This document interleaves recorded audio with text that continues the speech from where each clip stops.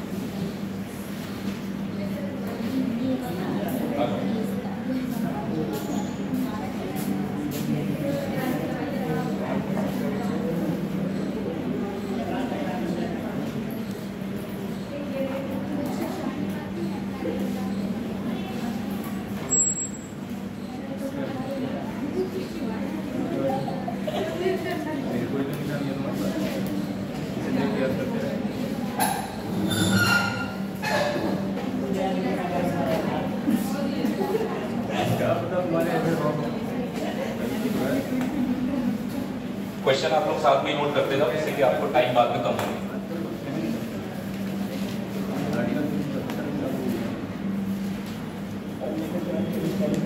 घनाभ जानते हैं आप क्या होता है?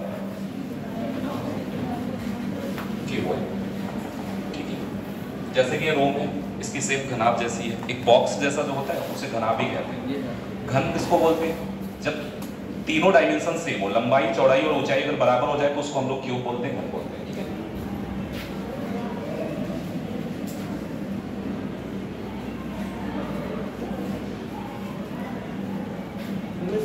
आ जाइए।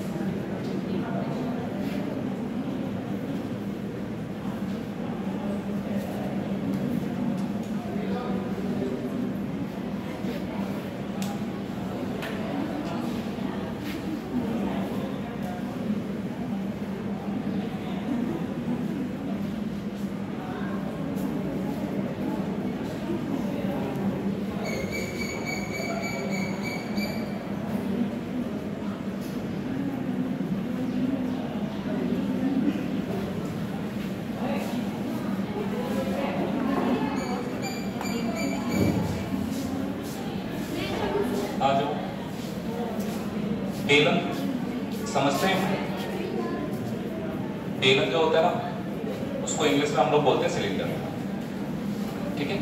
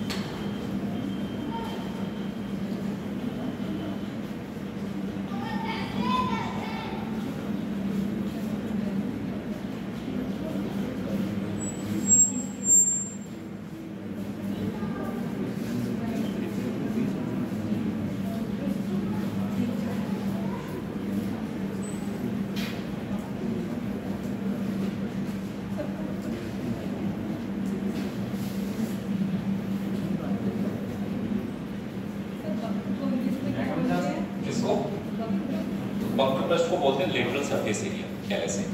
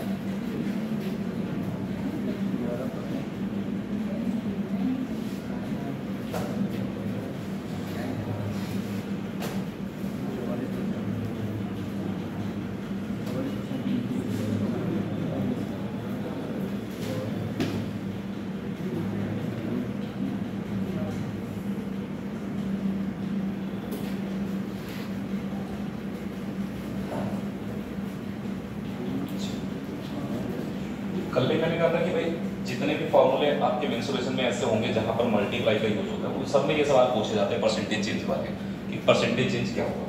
केवल वही फॉर्मूले तो सारे पढ़ने मेंसुरेशन में भी आपको, लेकिन अभी परसेंटेज में केवल उन पर फोकस करना जिनमें मल्टीप्लाई का यूज होता है। मल्टीप्लाई का यूज होने का मतलब स्क्वायर क्यूब है तो वो भी तो मल्टीप्लाई होता है, स्क्वायर 2 बार मल्टीप्लाई होता है, ठीक है। चलो, एक घनाभ है जिसकी लंबाई को 20% बढ़ा दिया, चौड़ाई को 25% कम कर दिया और उसके बाद उसकी ऊंचाई को 6 से 2/3% बढ़ा भी दिया, तो आयतन पर परसेंटेज इफेक्ट यानी प्रतिशत प्रभाव क्या पड़ेगा ये बताना है। घनाभ का आयतन का फॉर्मूला आपको पता होना चाहिए पहली बात तो किसी भी घनाभ, जैसे एक कमरा हमारा घनाभ की शेप का है, तो अगर आप आयतन निकालते हैं यानी वॉल्यूम निकालते हैं किसी घनाभ का आयतन निकालेंगे घनाभ, तो इसका फॉर्मूला जो होता है लंबाई इंटू चौड़ाई इंटू ऊंचाई, ठीक है, ये फॉर्मूला होता है। तो जो भी आप चेंज करेंगे लंबाई चौड़ाई और ऊंचाई को, उनको आपस में मल्टीप्लाई कर लेंगे, आयतन में चेंज पता लग जाएगा क्या हो रहा है। तो लंबाई में क्या चेंज कर रहे हो आप, 20% की वृद्धि कर रहे हैं, आपको फ्रैक्शन में वैल्यू लिखाई होगी 20% कितना होता है 25% बेटा कितना होता है 1/4। और अगर हम बात करें 6 से ही 2/3% की बात, तो 6 से ही 2/3% हमारा कितना होता है 1/15 होता है। अब कभी ऐसा होता है कि हमें स्लिप हो गया, नहीं पता है 6 से 2/3% कितना होता है, तो उसके लिए सबसे बढ़िया तरीका यही है कि आप इसको चेंज करके देख सकते हैं। 6 से 2/3 को तो आप सरल कर सकते हैं ना, 6 × 3 18, 18 और 2 कितना हो जाएगा 20/। अब आपको पता है अगर परसेंटेज हटाना है तो नीचे कितना आ जाएगा 100 आ जाएगा, 20 से 100 तो कटेगा 5 बार में। अगर आप इसको सॉल्व करेंगे तो ये हमारा कितना बनेगा 1/। ठीक है, अगर भूल रहे हो तब कोशिश ये करो कि याद हो जाए, धीरे धीरे 5 टॉपिक पढ़ोगे मुझे लगता है कि याद हो जाएंगे, अभी नहीं याद होंगे अगले टॉपिक में याद हो जाएंगे, उससे अगले पढ़ोगे 5 टॉपिक ऐसे जहाँ फ्रैक्शन का यूज होना है, जहाँ भी परसेंटेज आएगा फ्रैक्शन का यूज होना है। अच्छा, परसेंटेज का आप खुद ही समझो कितना रोल है। प्रॉफिट लॉस पढ़ोगे तो आप ज्यादातर सवाल 80-90% यही देखते हो, प्रॉफिट परसेंट लॉस परसेंट दिया होता है, ये निकालना होता है, तो परसेंट का ही तो यूज है। सिंपल इंटरेस्ट पढ़ोगे या कंपाउंड इंटरेस्ट पढ़ोगे तो रेट ऑफ इंटरेस्ट परसेंट में ही तो बताया जाता है। आप बैंक का देखो, अगर बैंक में इंटरेस्ट मिल रहा होगा आपको जो भी सेविंग अकाउंट में, तो वो परसेंट में ही तो बताते हैं कि परसेंट पर मंथ होगा या फिर पर एनम होगा। तो आपको परसेंट का यूज, जब आपको परसेंट क्लियर होगा तो उसमें कोई दिक्कत हो नहीं। अच्छा, प्रॉफिट का मतलब क्या होता है फायदा, फायदा मतलब पैसा बढ़ना। अब अगर किसी को 20% प्रॉफिट हो गया तो इसका मतलब पैसा 20% बढ़ जाएगा। परसेंटेज में भी तो हम यही पढ़ रहे हैं कि 20% बढ़ाना कैसे किसी संख्या को। अगर लॉस हो रहा होगा, आपसे कोई बोलते कि 15% के लॉस कर ले, वस्तु सेल कर ले, तो 15% पैसा घट जाएगा जितने में खरीद के लाए होगे, 15% माइनस कर देना उसमें से। तो परसेंटेज को अगर समझ के चलोगे वहां बहुत आसान हो जाएगा, रटना नहीं पड़ेगा आपको फॉर्मूले वगैरह। इंटरेस्ट ब्याज, क्या ब्याज हम प्रॉफिट कह सकते हैं? ब्याज प्रॉफिट नहीं होता क्या? बस वहां पर क्या है, टाइम का भी रोल होता है कि जितने ज्यादा टाइम के लिए इन्वेस्ट कर रहे हो उतना ज्यादा प्रॉफिट होगा, तो टाइम का रोल होता है, इसलिए वो टॉपिक अलग हो गया आपका। ठीक है, चलो अभी समझते हैं। लंबाई में आपने कहा कि 20% की वृद्धि हो रही है। देखो मैंने आपको कल भी बता दिया था कि रेशियो कैसे निकालते हैं। अगर 1/5 आप बढ़ा रहे हैं तो 5 के 1 जोड़ने पर कितना हो जाएगा 6। अगर हम चौड़ाई की बात करें तो 1/4 की कमी हो रही है, 4 में से 1 घटाएंगे कितना आ जाएगा। ऊंचाई की बात करें अपनी तो 1/15 की वृद्धि हो रही है, तो बढ़ा देंगे 15 में जोड़ेंगे 1 तो कितना आ जाएगा 16 आ जाएगा। बात खत्म हो गई। आपने जब रेशियो निकाल लिया तो या तो आप इन सबका गुणा कर लो अगर आप कर पाते हैं, कोई दिक्कत नहीं। अगर कुछ कॉमन है दोनों साइड तो काट भी सकते हैं। जैसे आप देखिए 4 से 16 कट जाएगा इधर वाला, लेकिन एक चीज ध्यान रखना, पहले वाली और बाद वाली वैल्यू में जो कॉमन है वो काटना है। ऐसा नहीं इस वाले 3 से 6 काट लिया, नहीं, एक लेफ्ट साइड वाली एक राइट साइड वाली वैल्यू होगी उसी को काटना है। अगर आप यहां पर देखें तो और कुछ करना है, 3 से 15 काटेंगे कितना बार आ जाएगा। अब आसान हो जाएगा, 5 × 5 कितना हो गया 25, 6 × 4 कितना हो गया 24। आप बताइए कमी हो रही है क्या? अगर 25 से 24 हो रही है तो कमी कितने की हुई? 1 की कमी कितने पे हुई है? पहले वाली वैल्यू है ना उसको नीचे लिखेंगे, तो पहले ये वैल्यू जो कितनी थी 25 थी, 1 घट चुकी है। तो 25 में 1 घटने का मतलब अगर परसेंट में निकालेंगे तो 100 से मल्टीप्लाई करेंगे, 25 का 4 बार लगा लीजिए, यानी कि आपकी जो कमी है वो कितने परसेंट आएगी 4%। तो कोई भी बस होगा क्या, यहाँ पर वैल्यू बदली हुई लिखी होगी, सवाल तो ऐसे ही आपने पूछा और थोड़े ना वृद्धि कमी जो कुछ भी होगा लास्ट में जाके गुणा करके हमें पता लग जाएगा। कमी हो रही है 1 की 25 पे, तो 1/25 को परसेंट बनाने के लिए 100 से गुणा कर लिया। अब इस पे आते हैं, यहाँ मैंने 2 चीजें पूछी, एक तो आयतन में परिवर्तन बताना और दूसरा वक्र पृष्ठ। वक्र पृष्ठ का मतलब होता है लेटरल सरफेस एरिया, LS से लिखते हैं, और आयतन आप लोग जानते हैं, आयतन को क्या बोलते हैं वॉल्यूम। दोनों चीजें अलग होती हैं और दोनों के फॉर्मूले अलग होते हैं, इसीलिए तो अलग अलग परिवर्तन आएंगे निकल के। वॉल्यूम में चेंज कुछ और होगा और LSO में चेंज कुछ और होगा। ऐसा भी हो सकता है कि आयतन बढ़ जाए, लेकिन हो सकता है कि वक्र पृष्ठ क्या हो जाए, कम हो जाए। तो दोनों चेंज बिल्कुल अलग होंगे। ये नहीं है कि अगर आयतन बढ़ रहा है तो 100% श्योर है कि वक्र पृष्ठ भी बढ़ ही रहा होगा, घट भी सकता है। अभी देख लेंगे। देखिए यहाँ लिखा है कितने परसेंट, 20% होता है 1/5। अब पता है कल से कम 6-7 सवालों में तो मैं यूज कर सकता हूँ 20% 1/5 लिखा होगा मैंने, तो अब भी याद नहीं होगी कि 5-6 बार आप लिख रहे हो पढ़ रहे हो उस चीज को, तो याद होगा ही। 25% कितना होता है बेटा, बस इस चीज को ध्यान रखो। पहले हम जरा देखते हैं वॉल्यूम में क्या परिवर्तन होगा। जरा आप बताइए आयतन का फॉर्मूला बेलन यानी कि सिलेंडर के लिए क्या होता है, πr²h। शंकु जानते हैं, कौन शंकु का आयतन होता है वो क्या होता है, बस 1/3 ऐड हो जाएगा, मतलब फॉर्मूला सेम रहेगा। 1/3 πr²h के साथ 1/3 और लिख जाएगा, फॉर्मूला बन जाएगा। तो अब हम जरा इसमें परिवर्तन देखते हैं क्या होगा।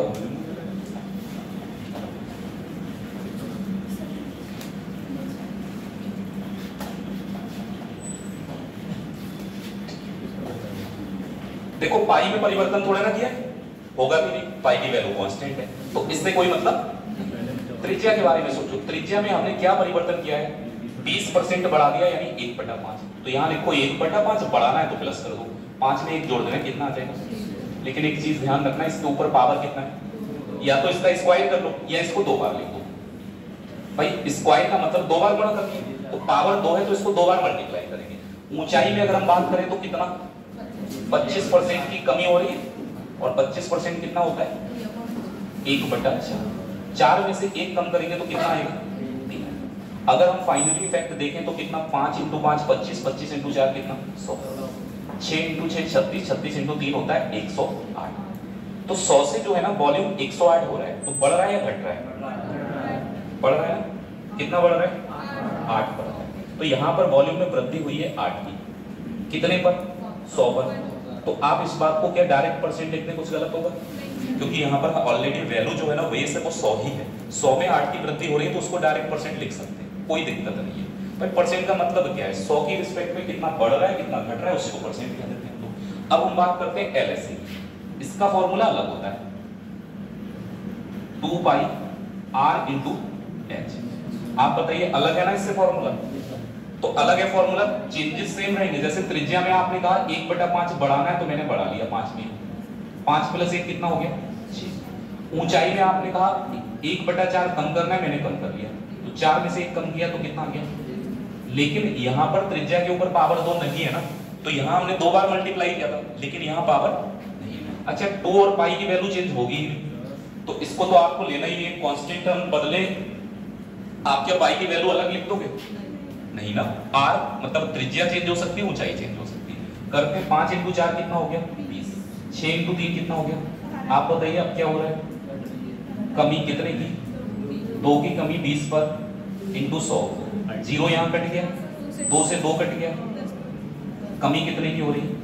10% की हो रही है। अब मैंने क्या कहा, देखो आयतन बढ़ रहा है और जबकि वक्र पृष्ठ क्या हो रहा है? कम हो रहा है, क्योंकि यहाँ पर दो अलग अलग डायमेंशन है ना, इस पे स्क्वायर था यहाँ पर और यहाँ स्क्वायर हट गया, इसी वजह से आपका आंसर चेंज हो गया। अब गोले की बात करते हैं, गोले को हम लोग बोलते हैं स्फीयर। आपसे कहा यह गया कि त्रिज्या में कितने परसेंट की? 50% की। 50% की वृद्धि हो रही है ना, तो 50% का फ्रैक्शन वैल्यू क्या होता है? 1/2 होता है। अब अगर 1/2 की वृद्धि करनी है ना मैं, तो हमें पहले इसके बारे में पता करना है। जैसे आपसे पूछ रहा है गोले के संपूर्ण पृष्ठ में और आयतन में, पहले आयतन के बारे में। किसी भी गोले का आयतन जो निकालते हैं, वॉल्यूम का जो फॉर्मूला होता है 4/3 पाई इंटू r की पावर 3, और जबकि इसके संपूर्ण पृष्ठ यानी कि टोटल सरफेस एरिया का फॉर्मूला निकालते हैं तो ये होता है 4 इंटू पाई इंटू r की पावर 2। दोनों में चेंज क्या है? एक में r की पावर 3 है और एक में r की पावर, तो आंसर अलग लगाएंगे। तो करना तो हमें देखो 4/3 पाई से कोई मतलब नहीं है, ये तो सेम रहेगा, केवल त्रिज्या में चेंज पता है। 50% बढ़ाने के लिए 1/2 जोड़ना है, 1/2 जोड़ेंगे तो 2 में 1 जोड़ के कितना आ जाएगा? अब थोड़ा सा सॉल्व कर सकते हो। अगर पावर 3 है तो 3 बार गुणा करेंगे तो हम यहीं पर पावर 3 भी तो कर सकते हैं भाई। 3 बार मल्टीप्लाई कर लोगे तो होगा क्या? क्यों भी तो हो जाएगा। जैसे हमने यहाँ पर 5 का मल्टीप्लाई 2 बार किया, तो 5 का मल्टीप्लाई 2 किया तो 5 का स्क्वायर भी तो 25 ही होगा। तो चाहे पावर 3 कर दो, चाहे 3 बार लिख के मल्टीप्लाई कर दो, कोई फर्क नहीं है। 2 का क्यूब कितना होगा भाई? 2 का क्यूब कितना हो जाएगा? 8, और 3 का क्यूब 27। तो आपको पता लग रहा होगा कि वृद्धि हुई कितने की? 19 की वृद्धि कितने पर हो रही है? 8%। बनाएंगे तो गुणा 100 से। आप देखिए 4 से ये कट जाएगा 2 बार में, और 4 से ये वाला कट जाएगा 25 में। ठीक है, 25 और 19 का मल्टीप्लाई करना है तो ये आ जाएगा 475 आता होगा, और 475 को डिवाइड किससे करना है? 2 से। तो 475 का हाफ कर लो, आधा कर दो, कितना आ जाएगा? अगर हम आधा लिखेंगे तो ये 237.5 आ जाएगा, यानी कि जो वृद्धि है कितने परसेंट होगी? 237.5% की होगी। किसमें? अब अगर हमें गोले के संपूर्ण पृष्ठ में परिवर्तन निकालना है तो यहाँ r की पावर कितनी है? तो यहाँ पर स्क्वायर करना होगा आपने, और तो कुछ नहीं, बढ़ाना तो 1/2 ही है, लेकिन यहाँ पर स्क्वायर है तो पावर 2 हो जाएगी। 2 की पावर 2 से कितना हो जाएगा? 3। अगर 2 से 3 हो जाएगा तो स्क्वायर होने की वजह से इस बार पावर कितनी लगाओगे? तो अगर हम पावर 2 लगाएंगे तो 2 का स्क्वायर 4 होता है, और 3 का स्क्वायर कितना होता है? यहाँ क्यूब था तो हमने क्यूब किया, वहां स्क्वायर है तो स्क्वायर करेंगे। 4 से 9 में भी तो वृद्धि हो रही है। 4 से 9 में क्या हो रहा है? वृद्धि कितने की? वृद्धि हो रही है 5 की। कितने पर? 4 पर। परसेंटेज बनाएंगे तो 100 से मल्टीप्लाई करेंगे। आप इसको सॉल्व कर लेना, ये परसेंटेज में आएगा कितना? 125%। ये वाला देखिए, एक सिनेमा घर है, ठीक है, उसमें क्या किया? टिकट का जो प्राइस है वो हमने 10% कम कर दिया। अच्छा, कोई भी चीज अगर रेट कम करते हैं तो इस वजह से ही तो कम किए जाते हैं कि भीड़ बढ़ जाए, होता है। प्रमोशन का भी तरीका होता है। डिस्काउंट क्या है?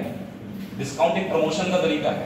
आपको जनरली डिस्काउंट वही चीजें ज्यादा देती हैं कि जिसके बारे में लोग जानते हैं। डिस्काउंट देके क्या होता है? अट्रैक्ट करते हैं। पहुंचेगा कस्टमर, देखेगा तो जज करेगा तो खरीद भी सकता है। तो डिस्काउंट है या किसी चीज को सस्ता कर दिया अचानक से, इसलिए कह जाता है कि अगर ऐसा लगता है उन्हें कि हाँ ये कोई चीज ऐसी भी होती, कभी कभी रीजंस होते हैं।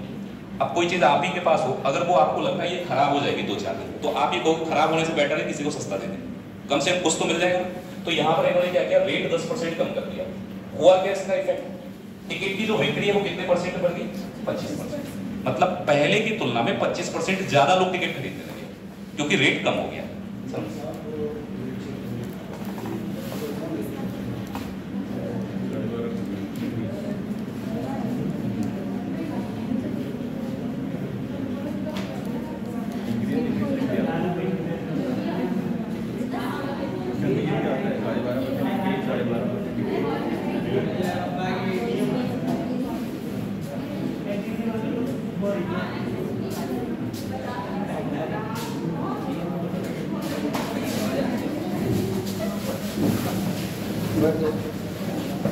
एक बात बड़ा ध्यान से सुनो,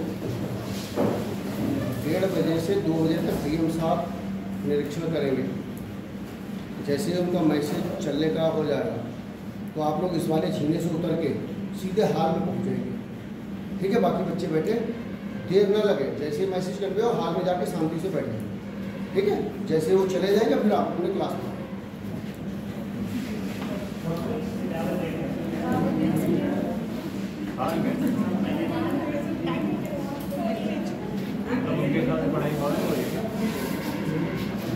पढ़ो बस। चलो अब पता क्या है, राजस्व जानते हैं कुछ लोग क्या होता है, कई बार ऐसे लिख के आता है राजस्व आय। अब बच्चा कंफ्यूज हो जाता है, आय का मतलब क्या होता है इंग्लिश में आप थोड़ा सा बता दें। आय का मतलब इनकम होता है, और इनकम क्या प्रॉफिट होता है, प्रॉफिट होता है। लेकिन ये जो राजस्व लिखा है, राजस्व आय लिखा है, तो ये प्रॉफिट नहीं होता है, ये होता है रेवेन्यू, कलेक्शन कितना हुआ। आप जितना कलेक्शन कर रहे हैं जरूरी थोड़े ना कि उतना प्रॉफिट भी हो, आप में कुछ कॉस्ट भी लगाई होगी। कोई चीज अगर आपने जैसे मैन्युफैक्चर की है तो आपकी कॉस्ट आती है, फिर आप उसको सेल करते हैं, तो जितने रुपए में वो चीज बिक रही है क्या उतने रुपए फायदा हो गया। तो यहां से केवल रेवेन्यू में पूछ रहा है, फायदे का कोई मतलब है ही नहीं। पहले हम देखेंगे, अच्छा रेवेन्यू निकालोगे कैसे। रेवेन्यू निकालने का एक ही तरीका है, अगर आपसे पूछा जाए कितना रेवेन्यू हो रहा है, आप रेवेन्यू निकालने के लिए क्या करेंगे, कितने टिकट बेचे गए। भाई जितने टिकट बेचे गए रेवेन्यू तो उसी से निकलेगा, कितने टिकट बेच के आए हो। फिर टिकट का प्राइस क्या है, टिकट की संख्या और इनटू टिकट का जो प्राइस यानी मूल्य रखा है, आप इनका मल्टीप्लाई करेंगे तभी तो रेवेन्यू निकल के आएगा। अब जैसे आप सोचो कि 100 रुपए का एक टिकट है और 25 टिकट आपने बेच दिए, तो आपका रेवेन्यू कितना हो रहा है, 2500 रुपए हो रहा है 100 रुपए के हिसाब से 25 टिकट बेचने के बाद। तो दोनों का आपस में मल्टीप्लाई करेंगे तभी तो रेवेन्यू निकल के आएगा, बस कोई दिक्कत नहीं। सबसे पहले आप देखिए टिकट में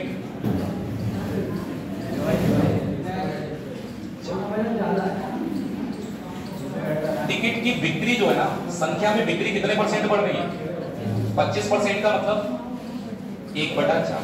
अगर टिकट की संख्या 1/4 बढ़ गई है, यानी पहले अगर 4 टिकट बेच रहे होंगे तो एक ज्यादा बिक रहा है, अब कितने बिकेंगे, 5 बिकेंगे। ऐसे ही अगर हम बात करें 10%, भाई 10% का फ्रैक्शन वैल्यू कितना होता है, 1/10। सबसे इजी होता है 10% निकालना दुनिया में। 10% निकालने के लिए क्या करना है, 10 से डिवाइड कर दो। 10 से डिवाइड करना बहुत आसान है, जीरो कट जाएगा या पॉइंट लग जाएगा, यही होता है बस। चलो बताओ, अब देखो इन्होंने कहा कि जो प्राइस है, टिकट का मूल्य है, वो हमारा घटाया था हमने 10% यानी 1/10। तो 10 रुपए का टिकट जो था ना, वो इन्होंने 1 रुपए कम कर दिया, कितने का कर दिया, 9 रुपए। ये हमारा इमेजिनेशन है, एग्जैक्ट हमें चाहिए नहीं, हम तो परसेंट में दे रहे हैं आंसर। अगर 10 रुपए पे 1 रुपया कम कर दिया तो 10 वाला टिकट कितने का हो गया, 9 का हो गया। ऐसे टिकट की संख्या बढ़ गई, 4 की जगह कितने टिकट बिक गए। तो अगर हम देखें यहाँ से 4 × 10 रेवेन्यू कितना हो रहा है पहले, भाई पहले रेवेन्यू कितना हो रहा था, ये तो पहले वाला रेवेन्यू है। अगर हम वर्तमान में नया रेवेन्यू देखें तो कितना हो जाएगा, 45। 40 की जगह आपको 45 रुपए रेवेन्यू हो रहा है, तो रेवेन्यू बढ़ रहा है या घट रहा है, बढ़ रहा है। कितने रुपए, 5 रुपए। तो अगर रेवेन्यू में 5 रुपए की वृद्धि हो रही है, कितने पर, 40 पर इंटू 100। अगर हम 5 से 40 को डिवाइड करेंगे 1/8 आ जाएगा। और बेटा 1/8 की परसेंटेज वैल्यू आपको याद होनी चाहिए, कितने परसेंट होगी, 12.5%।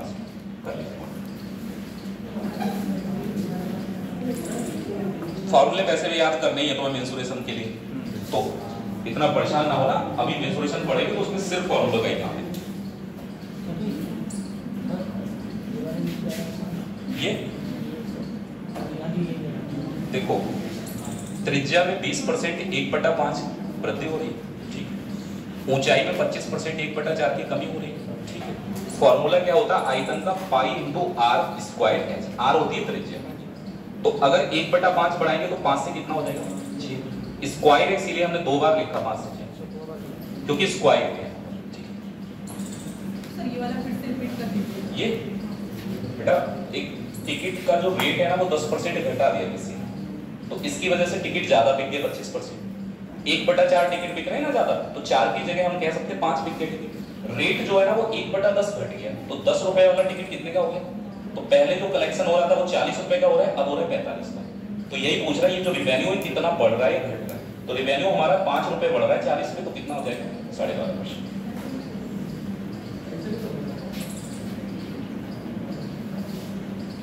ये कॉपी से पास करते जाना।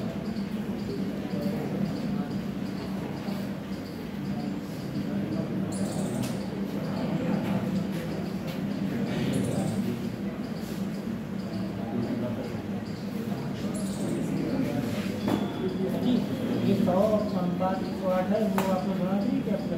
हाँ, इनकी सबकी गुणा होती है 5 × 5 25 × 400, इधर आ जाएगा 6 × 3 18 × 6 कितना हो जाएगा 100, गुणा ही होती है।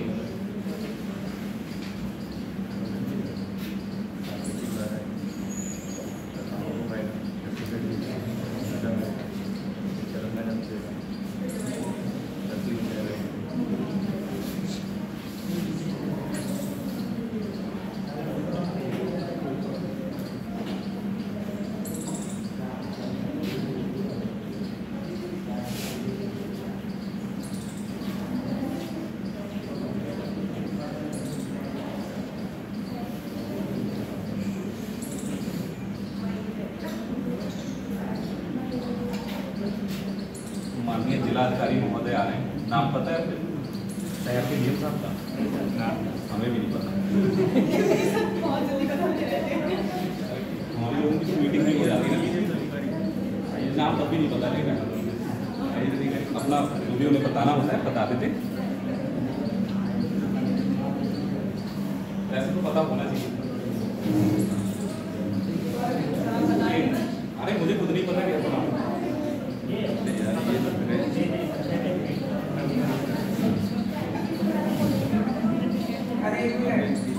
नहीं कर दूंगा। संजय कुमार है? संजय कुमार, अरे वो विधायक है भाई। अच्छा इस समय कोई, अच्छा वो देख रहे हो, मैं उनकी बात कर रहा हूँ, विधायक जी की नहीं, डीएम करती है। इससे पहले थे पुलिस खड़े। हाँ इससे पहले वो आईएएस ऑफिसर थे। ये तो वो हैं ये आईएएस ऑफिसर थे वर्तमान में। ये जो फिर हाँ वो है ये आईएएस ऑफिसर थे, अभी जो है वो पीसीएस इस समय ये जो है वो पीसीएस अधिकारी है। नीचे से आईएएस। अरे कोई बात नहीं, देखो एक बात बताए कि डीएम साहब से मिलना या किसी भी मीटिंग में डीएम साहब के सामने बैठना, ये अपने आप में बहुत बड़ी गलत की बात है। और तो डीएम साहब से मिलने रहते हैं लेकिन मिल नहीं पाते। एक कम से कम इंस्पिरेशन तो देखो, उस बंदे की वैल्यू तो देखना तुम कि वो क्या एग्जाम निकाल के आया है जो उसे इतनी वैल्यू मिल रही है। ये तो आप भी जानते हैं कि आईएएस की परीक्षा जिसमें 50% नंबर ले आता है बच्चे, तो वो पास हो जाता है और रैंक ले आता है ठीक ठाक, टॉप 3 एग्जाम में ऊपर।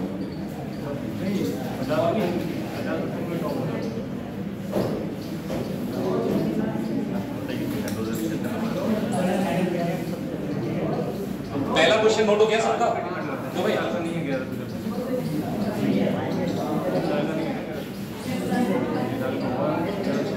अब इतनी बातें ना करो, तुम्हें जरा सा मौका मिल जाए ना बातें करने का तो फिर तुम रुकते ही। पता लगा ऊपर ही आ जाए डीएम साहब हो गए, तुम पढ़ाते क्या हो, बातें करा रहे।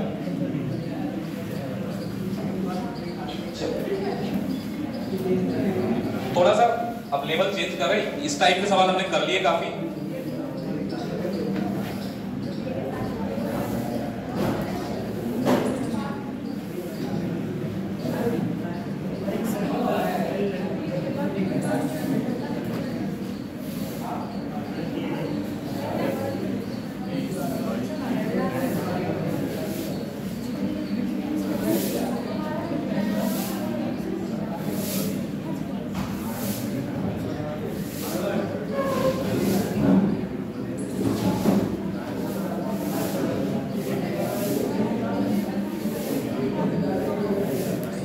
ये पीछे वाले बच्चे वो बहुत बातें कर रहे हैं। कौन? नहीं कोई भी कर रहा है, मतलब कर रहे हो, मैं ये कह रहा हूँ। तो इतनी मत करो कि फिर से कोई शिकायत पहुंच जाए तुम्हारी।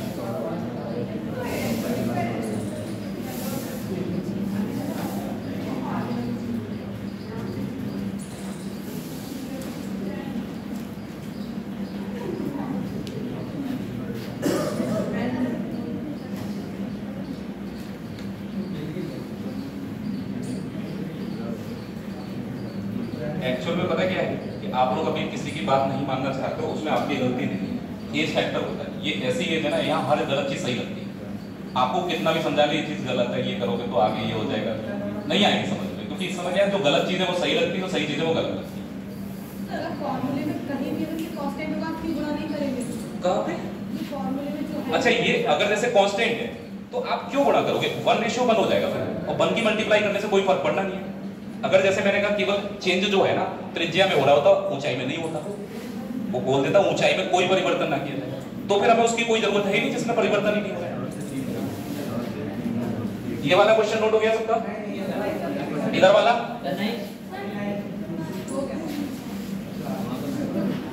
लिख रहे हो या टाइपिंग कर रहे हो?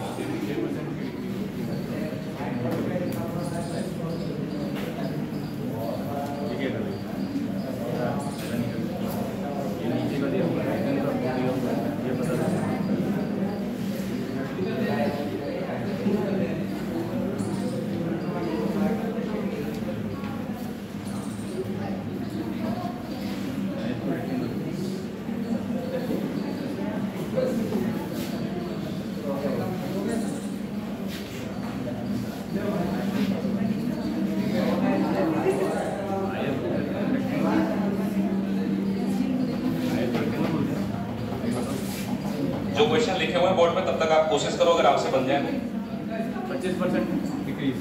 ठीक।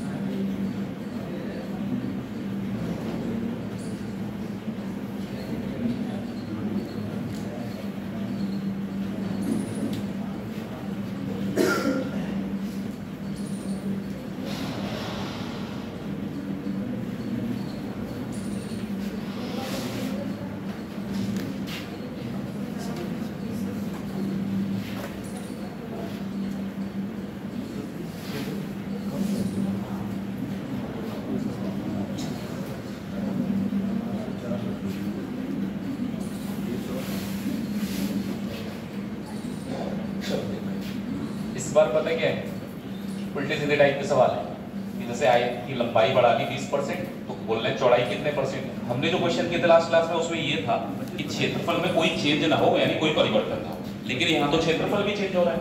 आपसे बोल रहा है क्षेत्रफल कितना परसेंट कम हो जाए, 10% कम हो जाए क्षेत्रफल। अच्छा, लंबाई अगर 20% बढ़ेगी तो क्षेत्रफल में क्या फर्क पड़ेगा, क्या आप बता सकते हैं? लंबाई अगर 20% बढ़ेगी तो क्षेत्रफल में क्या फर्क पड़ेगा? अरे लंबाई की अगर बात करें, क्षेत्रफल होता है लंबाई इंटू चौड़ाई, तो लंबाई की पावर तो 1 ही है। अगर लंबाई को 20% बढ़ाओगे तो क्षेत्रफल भी 20% बढ़ जाएगा। लेकिन यहाँ पर ये मैनेज करना चाह रहा है मतलब चौड़ाई को कितना कम कर देंगे, क्षेत्रफल कितना कम हो जाए, 10%। तो अब जरा समझते हैं। आपको पता है कि क्षेत्रफल के लिए, एरिया के लिए फॉर्मूला हम लोग क्या यूज करते हैं, लंबाई इंटू चौड़ाई। तो अगर मुझे ये पता करना है चौड़ाई पे क्या इफेक्ट पड़ेगा, तो एक तो तरीका ये है, क्षेत्रफल को डिवाइड किससे करना है, लंबाई से। जो भी क्षेत्रफल में चेंज हो रहा है उस चेंज को लंबाई में होने वाले चेंज से डिवाइड करना है, इस बार मल्टीप्लाई नहीं करना। तो ये बोल रहे हैं क्षेत्रफल हमारा कितने परसेंट कम हो जाए, 10%। 10% होता है कितना है, 1/10। तो सबसे पहले मैंने लिखा क्षेत्रफल में 1/10 कमी होगी। फिर लंबाई को कितने परसेंट बढ़ाना है, 20% कितना हो जाता है, 1/5। तो लंबाई में 1/5 वृद्धि होगी। जरा लिखते हैं, 10 में 1 कम होगा तो पहले 10 हो जाएगा, बाद में अगर 1/5 बढ़ाएंगे तो पहले 5 और बाद में बस डिवाइड करना है। और डिवाइड करके जो भी यहाँ से रेशियो निकल के आएगा वो इस बात को रिप्रेजेंट करेगा कि इसकी चौड़ाई में क्या परिवर्तन हुआ। क्योंकि अगर लंबाई और चौड़ाई की मल्टीप्लाई करते हैं तो क्षेत्रफल में चेंज आ जाता है। तो ऐसे क्षेत्रफल में होने वाले चेंज को लंबाई में होने वाले चेंज से डिवाइड करके देखना। 5 से 10 कितने बार में कट जाएगा, ये भी तो कट जाएगा। 3 का यहाँ 2 बार और 3 का यहाँ। अब रेशियो लिखते तो ऊपर की साइड में मल्टीप्लाई कर लेते जब ना कटे, तो 2 का मल्टीप्लाई 2 में करेंगे, यहाँ कुछ है ही नहीं। तो आपकी जो लंबाई है वो 4 से कितनी होनी चाहिए। अगर लंबाई 4 से 3 होगी तो क्या हो रहा है, कमी कितने की, 1 की कमी 4 पर हो रही है। परसेंटेज के लिए 100 से 4 से 100 कट जाएगा कितने बार में, 25 बार में, यानी कि कमी कितने परसेंट हुई, 25%। इसको बात में करते, पहले देखते हैं बेलन की त्रिज्या में कितने परसेंट कमी करती है। तो कह रहे ऊंचाई को कितना बढ़ाना पड़ेगा कि आयतन समान रहे, यानी आयतन में कोई बदलाव ना। जाहिर सी बात है कि अगर हम त्रिज्या कम कर रहे हैं तो ऊंचाई ज्यादा करेंगे तभी तो आयतन। अच्छा आप देखो, बेलन एक सिलेंडर जैसा होता है, ग्लास भी होते हैं सिलेंडर शेप में, होते नहीं होते, ग्लास होते हैं। तो अगर ग्लास की रेडियस कम कर दी जाए, यानी चौड़ाई कम कर दी जाए ग्लास की, तो अगर आप चाहते हो वॉल्यूम यानी कि समान पानी दोनों में आ जाए तो उसकी ऊंचाई बढ़ानी पड़ेगी, ऐसा तभी तो हो पाएगा। जैसे तो यहाँ पर इन्होंने कहा है त्रिज्या में कितने परसेंट कमी, 20%। अच्छा आयतन की बात कर रहे हैं कि समान रहना चाहिए, तो आयतन का फॉर्मूला आपको पता है, अभी तो लिखा है। बेलन का आयतन क्या होता है, pi into r² into h। अब ये कह रहे हैं कि जो आयतन है ना ये हमारा फिक्स, आयतन में कोई परिवर्तन ना हो, पाई में कोई परिवर्तन हो नहीं सकता है। तो बचे 2 टर्म, एक तरफ है r² और एक तरफ क्या है, यानी कि r² और h का मल्टीप्लाई क्या हो गया, फिक्स हो गया। तो r² में जो परिवर्तन करोगे उसका उल्टा परिवर्तन किसमें होना चाहिए।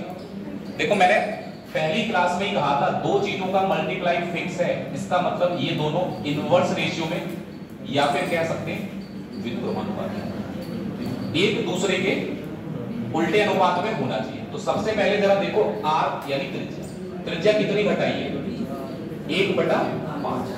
अगर त्रिज्या में 1/5 की कमी करेंगे तो जरा ये बताइए 5 से कितना हो जाएगी, लेकिन यहाँ पावर कितनी, पावर 2 है तो ये स्क्वायर हो जाएगा, 5 का स्क्वायर 4 का स्क्वायर, 5 का स्क्वायर 25 होता है और 4 का स्क्वायर कितना होता है।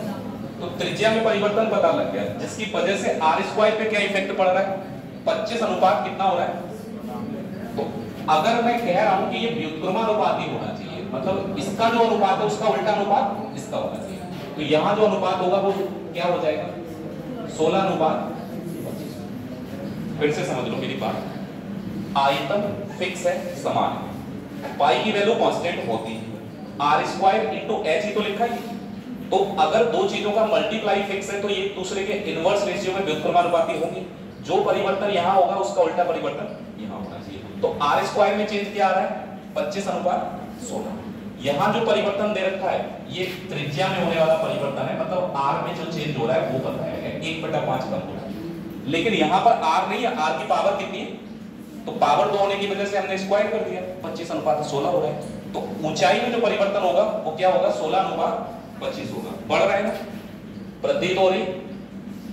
अगर ऊंचाई में वृद्धि की बात करें तो कितना, 9 की वृद्धि 16 पे, परसेंटेज बनाएंगे तो 100 से मल्टीप्लाई, 4 × 4 16, 25 × 9 225 होगा। 225 को 4 से अगर हम डिवाइड करेंगे तो ये आएगा 56.25%। तो वृद्धि कितने परसेंट करनी होगी ऊंचाई में, 56.25% की। इसको देखिए, यहाँ थोड़ा सा बोल रहे कि गोला है कोई, इस पे इसकी त्रिज्या बढ़ाने की वजह से आयतन बढ़ गया, कितने परसेंट, 119.7%। लेकिन आपसे कह रहा है कि आप हमको ये बताइए तो इसके संपूर्ण पृष्ठ में क्या इफेक्ट पड़ा होगा या कितनी वृद्धि थी।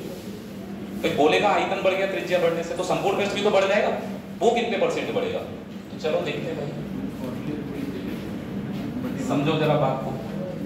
आयतन की जरा पहले बात बता दो, मेंसुरेशन में भी काम में आएंगे ये कॉन्सेप्ट। आयतन क्या होता है, 4/3 πr3। और संपूर्ण पृष्ठ यानी टोटल सरफेस एरिया, गोले का संपूर्ण पृष्ठ होता है 4 × π × r।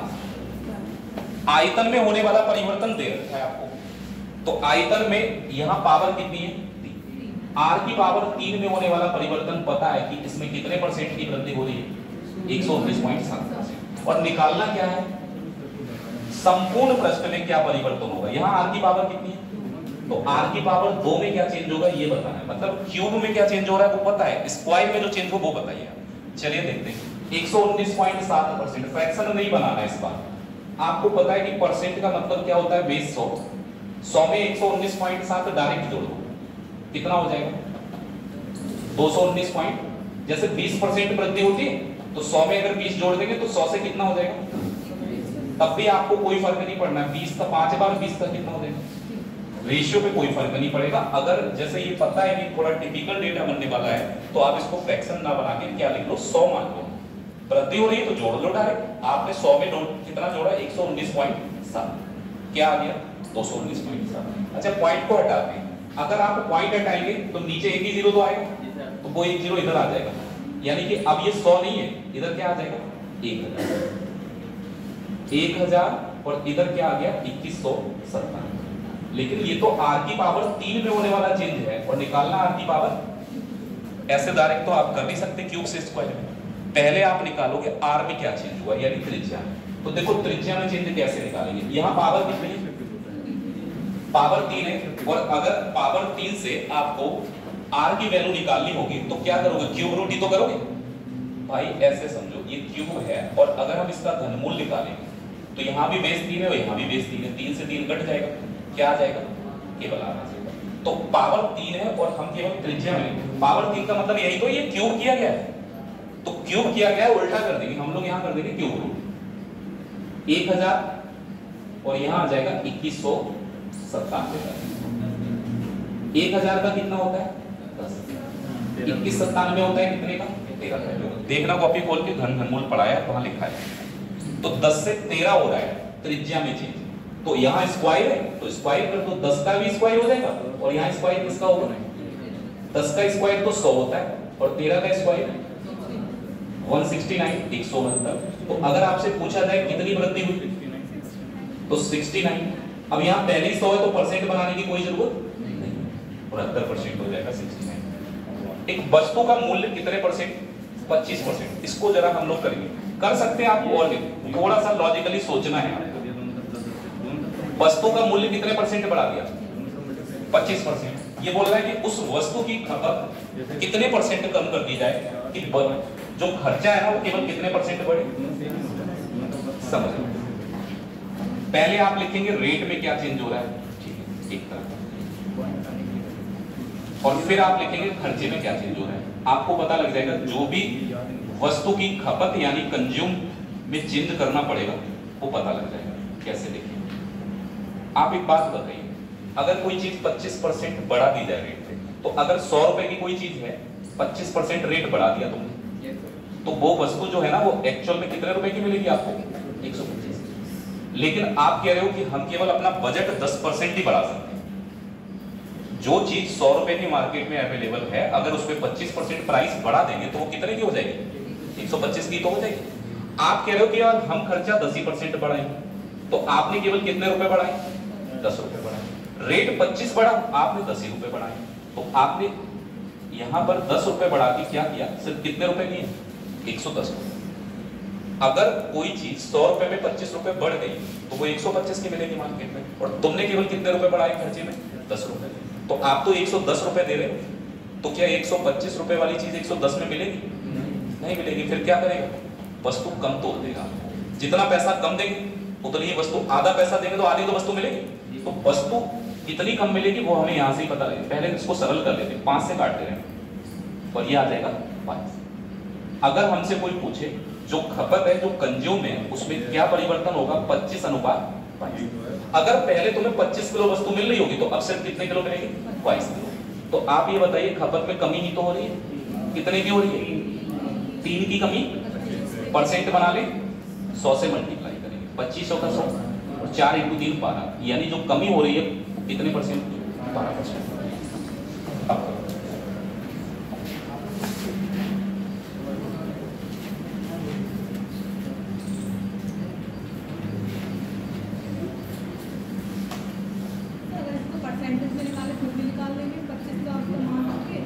ऐसे निकाल सकते हैं इस तरीके से, वो भी तब भी सेम आएगा।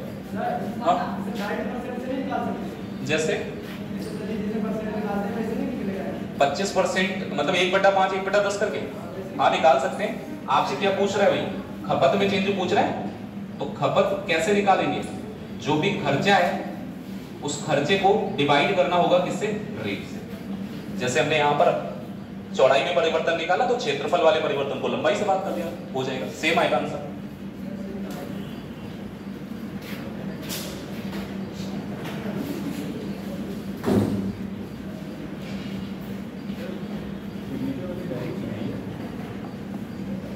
क्या हुआ?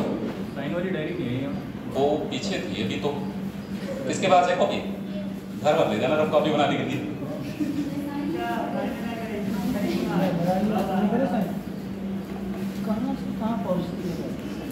इधर से जाती है, टहलते हुए जाती पूरे में इधर उधर, यहाँ से वहां तक काफी जाती, थक जाती तो रेस्ट करने लगती है।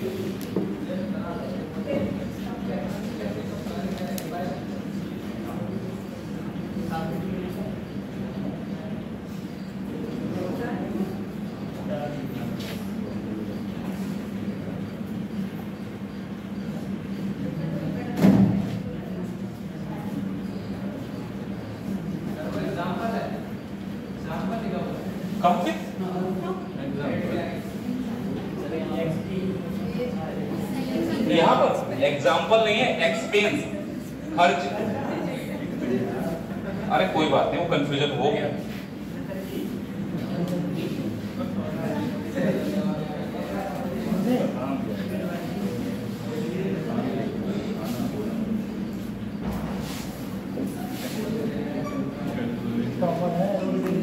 कोई बात नहीं, इतना क्यों इस बात में हो जाते हैं कंफ्यूजन, पढ़ने में कई बार गलती हो जाती है। अरे कोई बात नहीं, तुम तो ये बहुत छोटी सी बात है। मतलब जब लास्ट टाइम सुपरटेट की वैकेंसी आई थी, सुपरटेट पढ़ा रहा था, तो मैंने लिखा था ज्योमेट्री पढ़ा रहा था मैं उस समय, और उन्होंने कॉपी में लिखा ज्योग्राफी। मैं सोच रहा कि मैंने स्पेलिंग गलत लिखी, फिर मैंने चेक किया, फिर मैंने कहा मैंने तो सही लिखी है। तो मैंने कहा आपने क्या लिखा है? बोले सर ज्योग्राफी।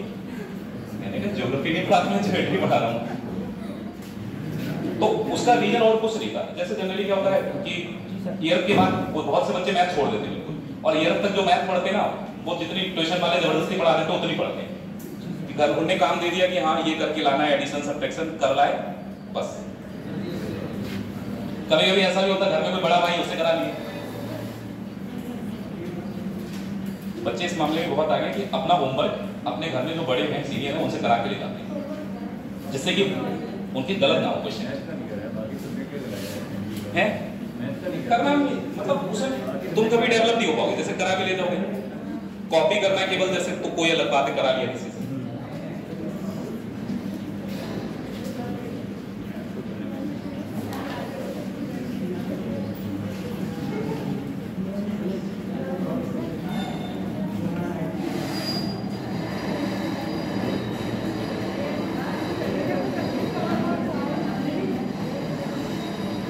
पहला क्वेश्चन तो हो गया नोट, पहला तो सबका ही हो गया होगा यार।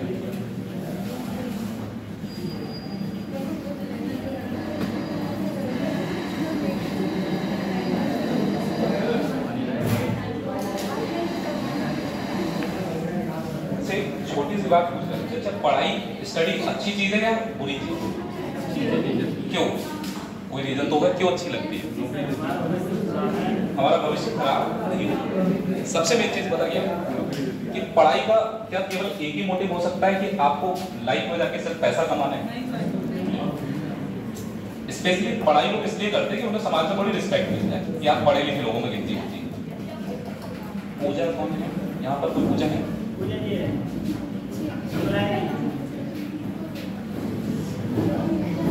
कभी अपने माइंड में ये गलत फहमी मत पालना आप इसलिए पढ़ा के पैसा कमा रहे। पता लगा तुम कोई ऑफिसर बन गए, अगर पैसा कमाओगे तो उसके पीछे लिख जाएगा करप्ट ऑफिसर। तो इसलिए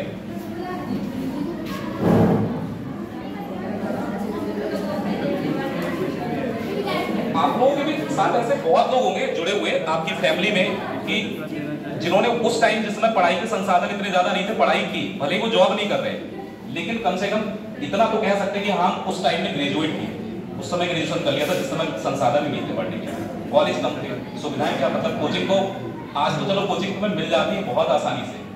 कोई दौर ऐसा था कि पूरे एरिया में एक ही टीचर होता था पढ़ाने वाला, और जब एक ही टीचर होता है तो फिर आपको पता है भीड़ ज्यादा हो जाती है।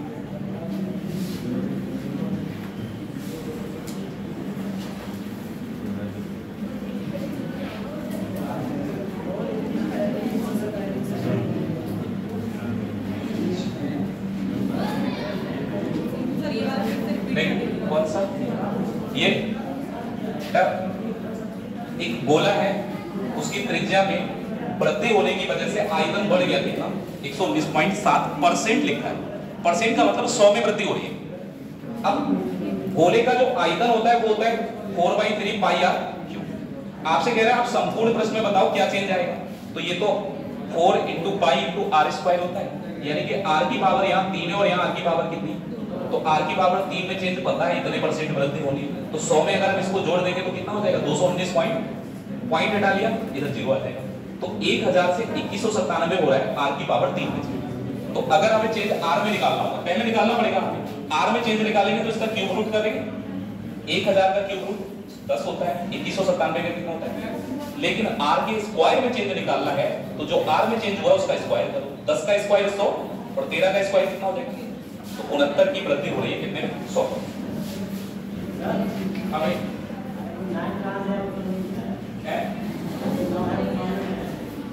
क्या कह रहे हैं? कौन सा वाला? इसमें 16 से 25 में वृद्धि कितने की हुई? 16 था 25 हो गया, तो वृद्धि कितने की हो रही है? 9 की हो रही है। 9 की वृद्धि कितने पर हो रही है? 16।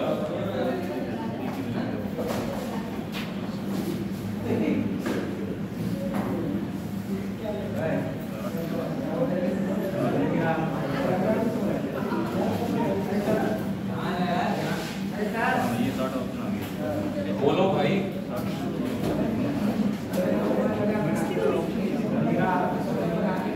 अब बताओ क्या कह रहे हो?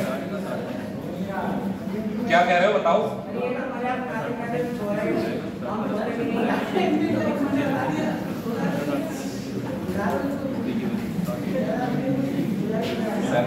ज्यादा करने लगे तुम लोग।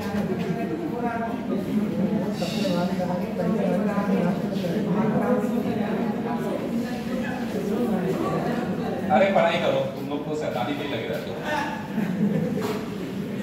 शैतानी करना कोई ऐसा नहीं होता कि कोई पाप होता है शैतानी करना, लेकिन एक लिमिट है। एक चीज आपको पता है कि शैतानी और हद से ज्यादा बदतमीजी में अंतर होता है। आप शैतानी करते हो तो जाहिर सी बात है कि इस चीज में करते ही हैं थोड़ी बहुत, तो सही ज्यादा मत करो, उतनी करो बस।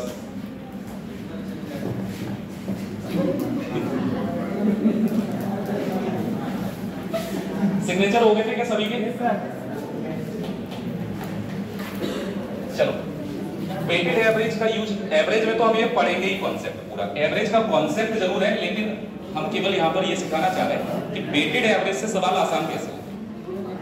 अब देखो वेटेड एवरेज का क्या कॉन्सेप्ट है, जैसे इस क्लास में लड़के और लड़कियों की संख्या का मुझे नहीं पता डेटा क्या है, जैसे मैंने थोड़ी देर के लिए ऐसे ही मान लिया, मैंने कहा 100 लड़के 60 लड़के, ठीक है, 100 लड़के और 60 लड़के, तो टोटल विद्यार्थी यहाँ कितने हो जाएंगे? 160 हो जाएंगे, ठीक है, टोटल विद्यार्थी 160 हो जाएंगे। अब मैं थोड़ी देर के लिए ऐसे ही बोल रहा हूँ कि मैंने कहा कि भाई इसमें से 40% बच्चे पास हो गए, लड़कों में 40% पास होंगे तो 40 ही तो पास हो गए, और इसमें 45% पास हो गए, तो 60 का 45% निकालेंगे, 60 का 45% आप निकालेंगे तो कितने बच्चे पास होंगे? आप निकाल के देख लेना, 60 का जब 45% निकालोगे तो 60 × 45 और बटे में कितना आएगा? तो 20 का 3 बार, 20 का 5 बार, 5 × 9 45, 9 × 3 कितना होता है? तो 27 लड़कियां पास हुई है और लड़के कितने पास हुए? अगर टोटल संख्या की हम बात करें तो टोटल संख्या कितनी होगी पास होने वालों की? 67 हो गई, और टोटल संख्या थी कितनी? तो 160 में से अगर 67 विद्यार्थी पास हो रहे हैं तो 67 को सॉरी 160 की विद्यार्थियों में 67 विद्यार्थी पास हो रहे हैं, तो परसेंटेज बनाने के लिए मल्टीप्लाई किससे करेंगे? आप इसको सॉल्व 5 × 7 35, 5 × 6 30 और 3 33, 33 को 8 से डिवाइड करेंगे, 8 × 4 32, 8 का एक बार, 8 × 8 64, 8 × 7 56, सही ऐसे ही आ रहा होगा, 41.87%, इतने परसेंट विद्यार्थी पास हो रहे हैं वो। अब पता है क्या है, यहाँ तो 100 और 60 है, थोड़ा ठीक डेटा है, 40 और 45 भी बहुत आसान है, जब वो पॉइंट में डेटा देगा ना तो आप कैलकुलेशन करते करते परेशान होंगे, तो इसी को हम लोग थोड़ा सा कहते हैं कि वेटेड एवरेज से कैसे आसान करते हैं।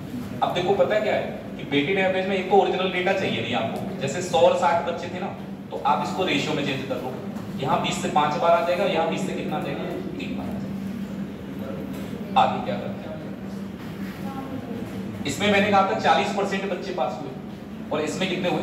45%। तो टोटल संख्या हमारी जो 8 है ना, इसमें कितना पास हुए हम इसको निकालेंगे नहीं, हम बस मान लेंगे कितने परसेंट, बस इनको इक्वेट करना है, बराबर करना है। भाई जितने लड़के लड़कियां पास हुए टोटल संख्या के बराबर होने चाहिए, तो लड़के कितने पास हुए? 5 का 40%, यानी कि 5 × 40, 3 का 45% प्लस 3 × 45।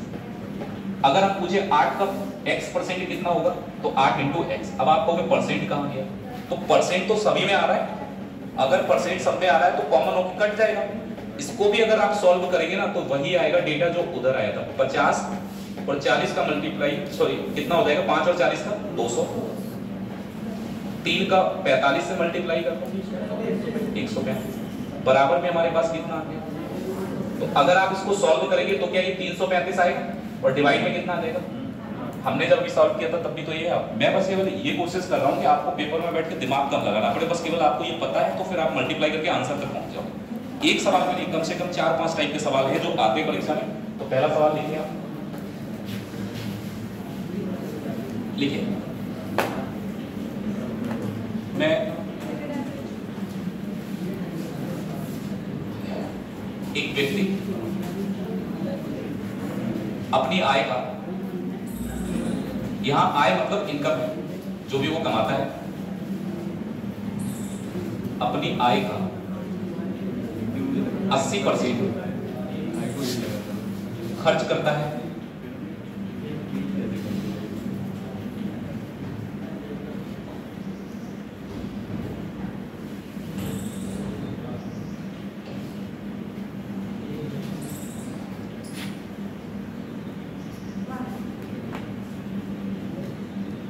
उसके आय में 20% वृद्धि होने पर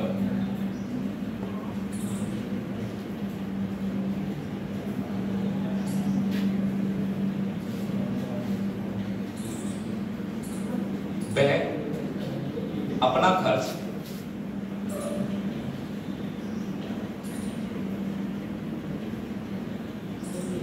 10% बढ़ा देता है।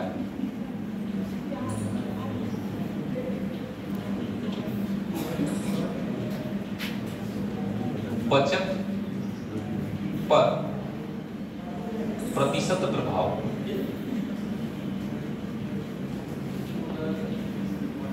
क्या होगा?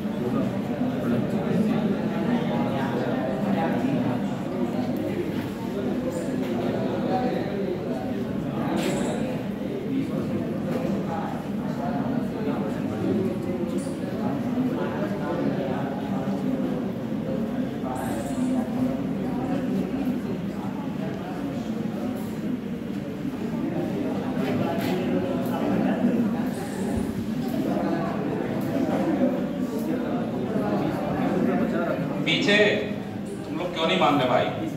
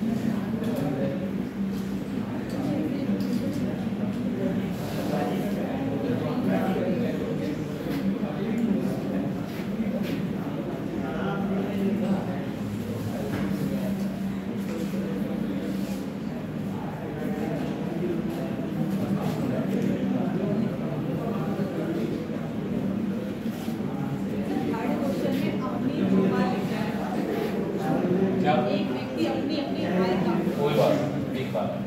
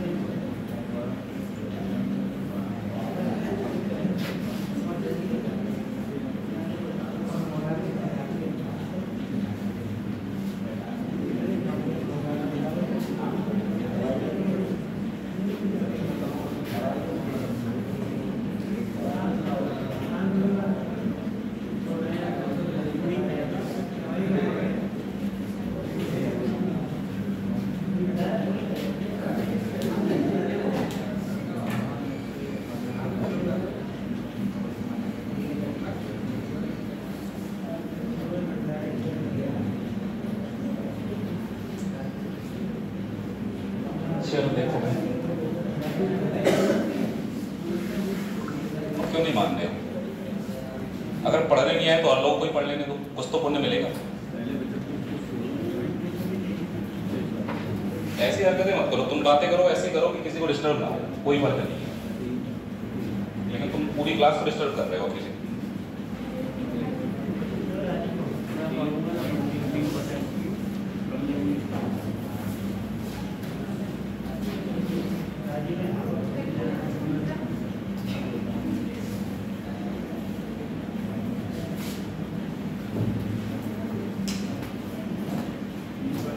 देखो भाई, इसको वेटेड एवरेज हम कैसे लगाएंगे सवाल आसान बनाने के लिए।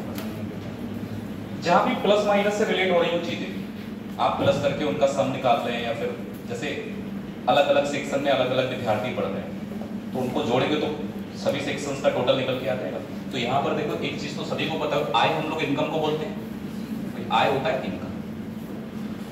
ये आपको पता होगा कि इनकम में से अगर हम खर्चे माइनस कर दें तो सेविंग्स के बराबर होता है, यानी बचत के बराबर। या फिर आप कह सकते हैं इनकम के दो हिस्से होते हैं, एक खर्चा और दूसरा बचत। खर्चा और बचत मिला के ही इनकम होती है। तो एक तो ये है कि इनकम में से आप खर्चे माइनस करेंगे, इनकम क्या होता है? आय।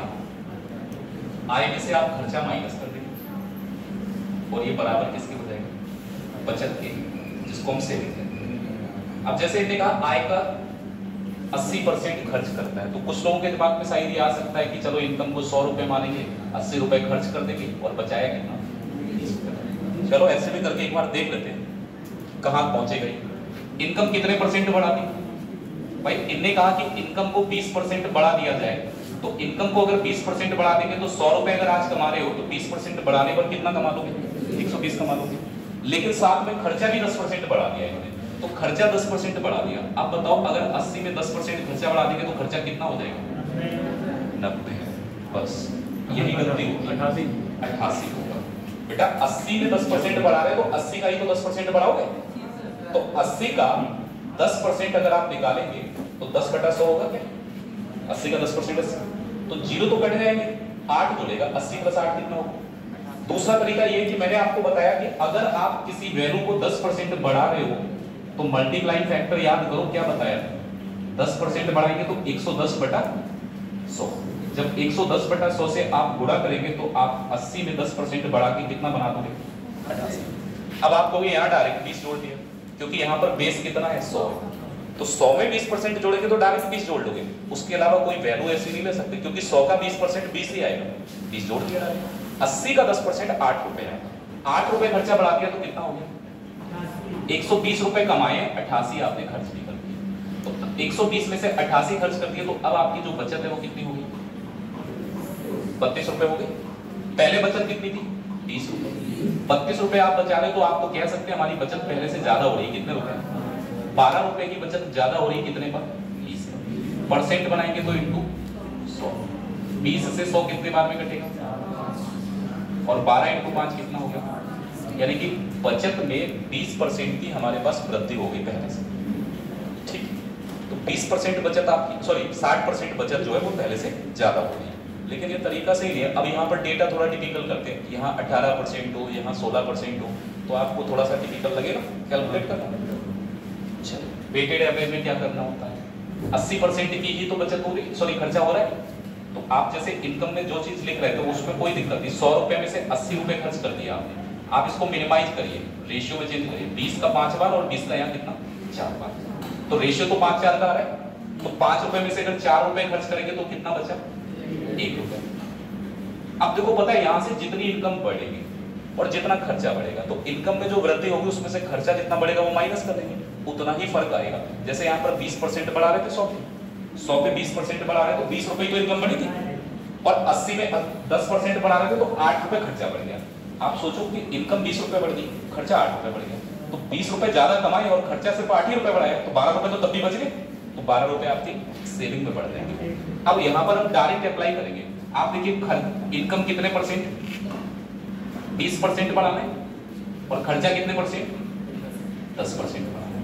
अगर बढ़ाना है तो प्लस लेना और घटाना है तो माइनस लेना। आपको बताना है बचत पर क्या फर्क पड़ेगा, हमें निकालना नहीं है, हमें बस यहाँ पर कुछ लिख लेना है। हमने मान लिया बचत पर जो इफेक्ट पड़ रहा है वो कितने परसेंट है, x%। केवल मल्टीप्लाई कर सकते हैं, 20 का 5 से गुणा करो कितना आ जाएगा बेटा, प्लस में या माइनस में, देखिए प्लस और प्लस तो प्लस ही है।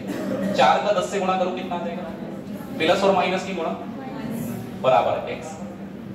अब आप बताइए x की जो वैल्यू आ रही है वो आ रही है 100 - 40 कितनी आ रही है, 60।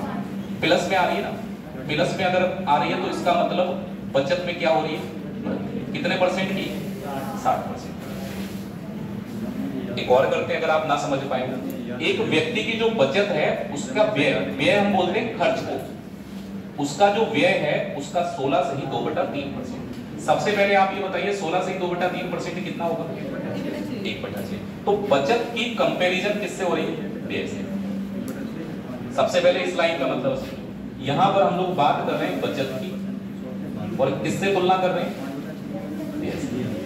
ये बोल रहे हैं कि जो बचत है ना वो इस खर्चे का कितना है, जबकि यहां पर आपको जो बताया गया है खर्चा बताया जरूर गया 80%, लेकिन ये किसमें से खर्च हुआ है, 5%। दोनों शब्दों में बचत इस खर्चे का 16 से ही 2/3% है, इसका मतलब 1/6 है। तो अगर मैं 6 रुपए खर्च कर रहा हूँ तो मेरी बचत कितनी होनी चाहिए, तभी तो ये इसका 1/6 होगी। ऐसे समझ लिया करो रेशियो लिखने के लिए। देखो पहले बचत आ रही है, बाद में क्या आ रहा है, ये आ रहा है 1/6 है ना, तो 1 पहले लिख लो 6 बाद में लिख लो। रेशियो बचत का व्यय के साथ क्या आ जाएगा, 1/6। अब आप इसको सरल कर लीजिए, आपकी आय माइनस का खर्च बराबर होता है बचत के। दो चीजें आपको पता है रेशियो में, बचत कितनी है 1 की, और खर्चा कितना है 6 का। अगर 6 रुपए खर्च करके 1 रुपया बच रहा है तो आपकी इनकम कितनी होनी चाहिए, 7 रुपए होगी ना। 7 में से 6 खर्च कर लोगे तो बचेगा कितना, 1 बचेगा। तो आपकी इनकम 7 लिख दो, 7 - 6 बराबर कितना होता है। अब जो कह रहे हैं उसको अप्लाई करो। इनकम में 8% की कमी करनी है, तो यहाँ पर जरा ध्यान रखना, जब कमी करेंगे तो यहाँ माइनस जरूर लगाना है। जब यहाँ पर 8% कम कर रहे हैं, जैसे यहाँ वृद्धि कर रहे थे तो प्लस लगा रहे थे, जब कमी करेंगे तो क्या लगाएंगे, माइनस लगाएंगे। फिर आगे बढ़िए, खर्चे में कितनी कमी है, 5%। बचत पे नहीं पता है तो इसको मान ले रहे हैं x%। करो मल्टीप्लाई, 7 × 8 कितना हो जाएगा, 56, लेकिन माइनस का, क्योंकि माइनस और प्लस की मल्टीप्लाई 6 × 5, माइनस और माइनस 2 हो गए, तो क्या हो जाएगा x × 1। तो अगर x की वैल्यू निकालेंगे तो 30 में से 56 घटाएंगे, माइनस का पहुंच जाएगा कितना, 26। माइनस में अगर आ रहा है आंसर, इसका मतलब इस बार बचत में वृद्धि नहीं हो रही है, कमी हो रही है। कितने परसेंट की, 26% हो रही है। आगे बढ़ते, एक व्यक्ति अपनी आय का 20% बचत कर रहा है, ये क्या है, बचत। आय माइनस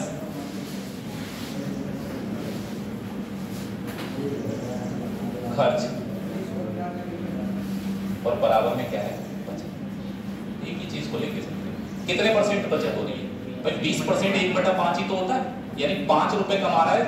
अगर इसकी इनकम 5 रुपए होगी तो इसकी जो बचत है कितने रुपए की होगी, 1। जो इसकी इनकम है उसका 20% इसकी बचत हो रही है, ठीक है। इनकम का कितना परसेंट हो रही है, 20%। तो हम ये कह सकते हैं कि 5 रुपए अगर ये कमाएगा तो खर्चा बचत कितनी करेगा? तो 5 रुपए कमाए, 1 रुपया बचाया है, तो खर्च कितना कर दिया होगा? अगर 5 रुपए में से 1 ही रुपए बचा आपके पास, तो आप 4 रुपए खर्च कर दिए होंगे। अब जो कहा गया है वो आप अप्लाई करिए। आपसे क्या कहा गया? उसकी आय बढ़ जाती है कितने %? कोई दिक्कत नहीं। अब ये कह रहा है कि उसके खर्च में प्रतिशत परिवर्तन बताइए, तो नहीं पता है तो आप यहाँ पर क्या लिखो? बचत में सिर्फ कितने % की वृद्धि हुई? 6%। इस बार हमें खर्चे में चेंज बताना है, बचत के बारे में पढ़ना है। तो मल्टीप्लाई करो 15 × 5 कितना आ जाएगा? 75 प्लस का आएगा। 4 × x किसका आएगा? माइनस। और 6 का 1 से मल्टीप्लाई प्लस का 6। तो अगर हम 4x को उधर लेना है तो प्लस का हो जाएगा, और ये 6 हमारा 75 में से माइनस हो जाएगा, और 75 में से 6 माइनस कर लेंगे तो हमारे पास कितना बचेगा? 69 बचेगा, और x की वैल्यू आ जाएगी 69/4। कितना आ जाएगा? 17 से 1/4 या फिर 17.25। यहाँ पर प्लस में आंसर आ रहा है तो क्या होगा ये? इसका मतलब इस व्यक्ति ने अपना खर्चा कितने % बढ़ा दिया? 17.25% खर्चा बढ़ाया है, जिसकी वजह से बचत सिर्फ कितने % बढ़ पा रही?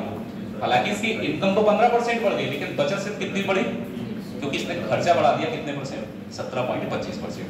अब एक बात आप ऐसे चाहे नोट करके लिख लो या समझ लो, अगर कोई चीज वो बोलते हैं जिसमें चेंज नहीं हो रहा है, आपसे कह रहे हैं कि खर्चे में कोई चेंज ना किया जाए, तो बचत पे क्या फर्क पड़ेगा?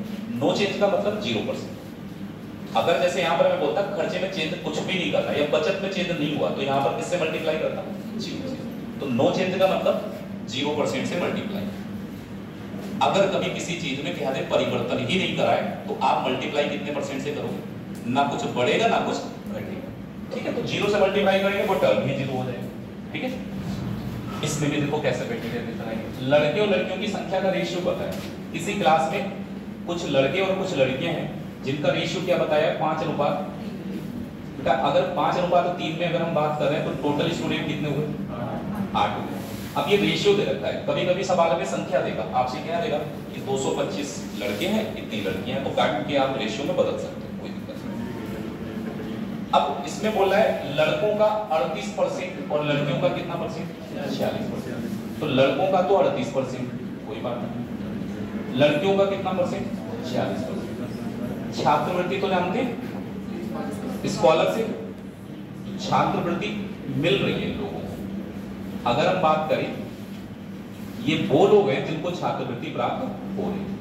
लड़कों में 38% को और लड़कियों में कितने % को? 46% को। तो जितने लड़के लड़कियां मिलाकर यहाँ से संख्या निकलेगी। कुछ लोग 0 लगा के 100 बना देते हैं इसको, तो भी सही चलेगा, लेकिन टोटल संख्या के कितने % होंगे ये बताना है आपको कि विद्यार्थी, क्योंकि लास्ट में लिखा है विद्यार्थी बताइए जो छात्रवृत्ति प्राप्त नहीं करते। उन विद्यार्थियों का % क्या होगा जिनको छात्रवृत्ति नहीं मिल रही है, स्कॉलरशिप नहीं मिली, लेकिन ये % कौन सी है जिनको छात्रवृत्ति मिली? छात्रवृत्ति मिली वही तो % है। चलो यहाँ पर मानते हैं, हमने मान लिया यहाँ पर कितने % है, % सब में आ रहा है, तो कोई कुछ नहीं करना है, केवल मल्टीप्लाई करके देखो। 5 और 38 का मल्टीप्लाई 190 होगा।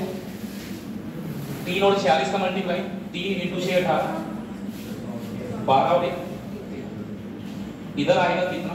8। तो अगर मैं इसको ऐड करता हूं तो ये कितना आ जाएगा? 19 + 13 32, यानी 328 ही तो आएगा इनको जोड़ के, और बराबर में आपको पता है कितना है, तो x की वैल्यू कितनी हो जाएगी? 328 को किससे डिवाइड करेंगे? 8 का 4 बार, 8 का 1 बार।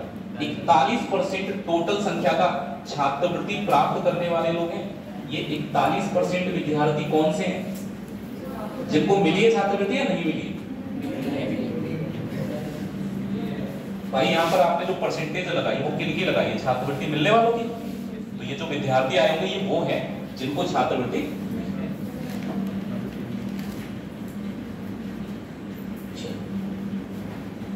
तो 41% विद्यार्थी ऐसे मिले आपको जिनको छात्रवृत्ति प्राप्त हुई, लेकिन आपसे तो उल्टा पूछ लिया, बोल रहा है कितने % को छात्रवृत्ति नहीं मिली है।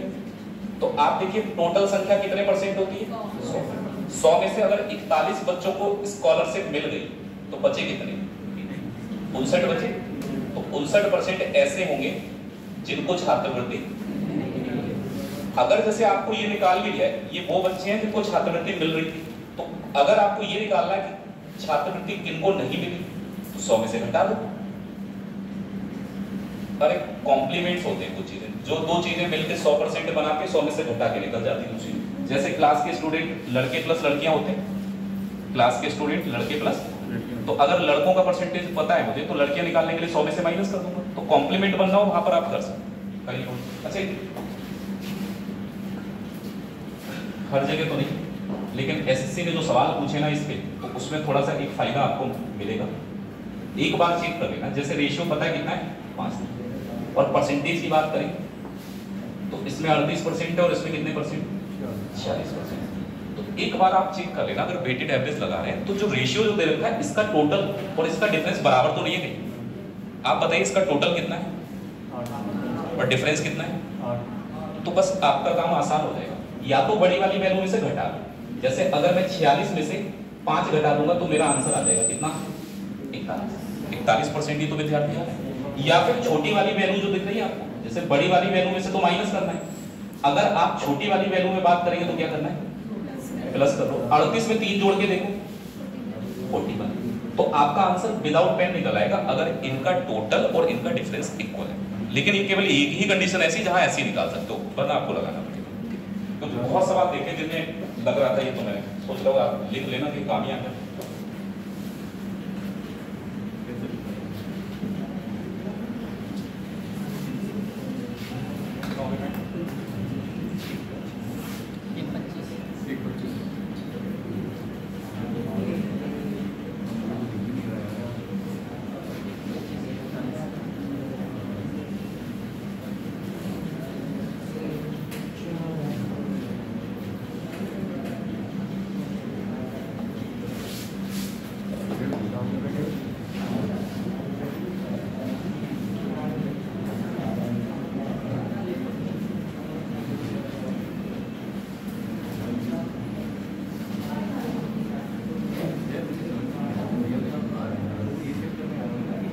बहुत काम का कॉन्सेप्ट है भाई, आगे तुम्हें मतलब प्रॉफिट लॉस पढ़ोगे, सिंपल इंटरेस्ट पढ़ोगे, बहुत जगह वेटेड एवरेज का यूज होगा। अब जैसे सिंपल इंटरेस्ट पढ़ोगे तो वहां पता क्या होगा, आप क्या चीज ये समानुपात, हाँ समानुपातियों को जब अनुपात पढ़ेगा तो वो अलग तुम्हें बताएंगे, परेशान ना हो। समानुपाती में ऐसे नहीं लगता, ये एवरेज में जहां भी वेटेड एवरेज प्लस माइनस में कुछ भी जा रहा हो, अब जैसे इन दोनों का चेंज पता है, इस पे चेंज निकालना, चाहे वो एवरेज में निकाल रहा हो चाहे परसेंटेज, बढ़ रहा हो घट रहा हो, सब जगह लगेगा। आप प्रॉफिट लॉस पढ़ेंगे, दो अलग अलग वस्तुएं खरीद के लाए, अलग अलग कीमत की होगी, एक को इतने % प्रॉफिट पे बेचा, दूसरे को इतने % लॉस पे बेचा, ओवरऑल प्रॉफिट पूछेगा तब भी लगाएंगे हम यही। दूसरी चीज सिंपल इंटरेस्ट या कंपाउंड इंटरेस्ट में भी लगा सकते हैं। आपने दो जगह पैसा दिया या दो जगह से पैसा लिया, अलग अलग ब्याज दर पे लिया, तो आपसे पूछेगा कि ओवरऑल औसत ब्याज दर कितनी है, तो आप औसत ब्याज दर निकालें, मतलब एवरेज रेट निकालने के लिए बहुत काम कर, जहां भी लगेगा हम बताते जाएंगे आपको।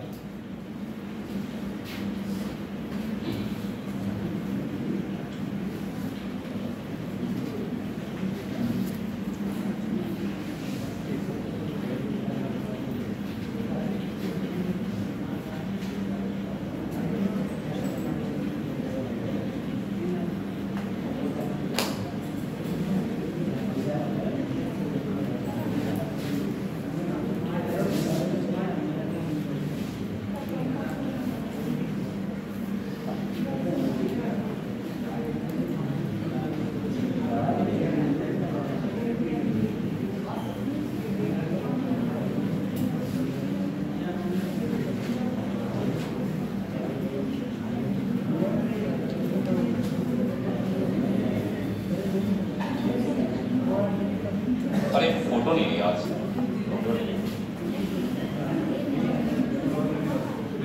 हाँ ले लो, मुझे नोट करना है।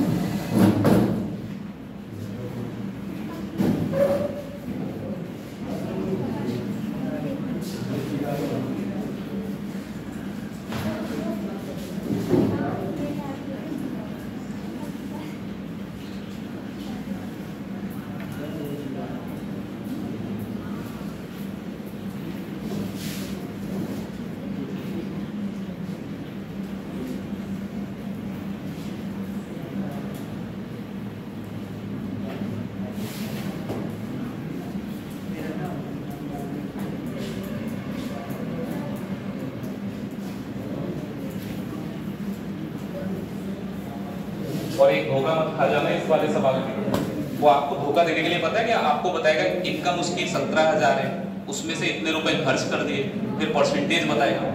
आप ध्यान रखना केवल हमें इसका रेशियो निकालना है, चाहे वो कैसे भी दे दे।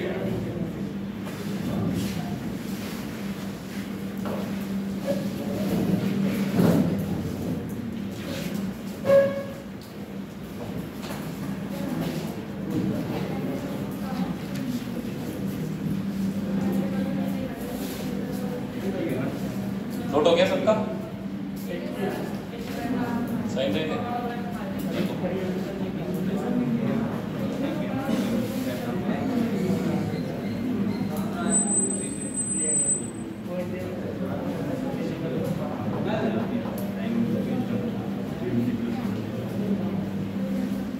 सिग्नेचर वाला तो कोई नहीं बचा ना?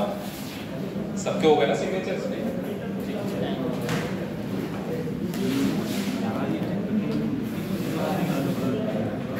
इधर का तो सब नोट हो गया होगा?